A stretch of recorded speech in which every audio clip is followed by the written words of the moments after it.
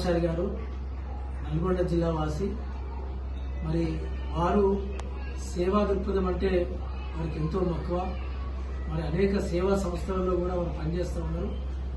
సత్యసాయి జ్ఞాన యోగ మండలిలో వారు పనిచేస్తూ ఉన్నారు. మరి ఆర్ఎస్ఎస్ సభ్యుడు కూడా దేశం పట్ల జాతీయవాదం పట్ల ప్రేమాభిమానులు గొప్ప వ్యక్తి. మరి అదేవిధంగా వారు అనేక స్వచ్ఛంద సేవా కార్యక్రమం నిర్వహించడం కాకుండా మరీ ముఖ్యంగా కరోనా తాకిడి వల్ల ప్రపంచమే తల్లడిల్లిన సందర్భంలో మరి వారి ప్రాంతంలో అనేక మంది ప్రజలకు కరోనా వల్ల మరి నిత్యావసర వస్తువులు అందక, అదేవిధంగా మెడిసిన్స్ అందక ఇబ్బంది పడినటువంటి ప్రజలకు కరోనా సమయంలో ఆపద్బాంధవులుగా ముందుండి సేవ చేసినటువంటి గొప్ప వ్యక్తి బ్రహ్మచారి గారు.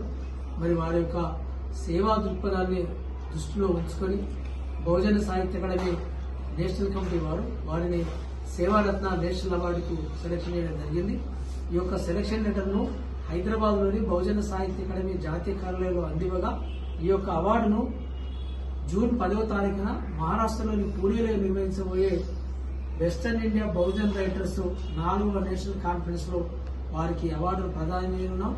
వారిని అవార్డుకు రికమెండ్ చేసినటువంటి award selection committee member doctor Chintapalli Srinivas Goud గారిని అభినందిస్తూ బహుజన సాహిత్య అకాడమీ నేషనల్ కమిటీ తరఫున బ్రహ్మచారి గారికి శుభాకాంక్షలు.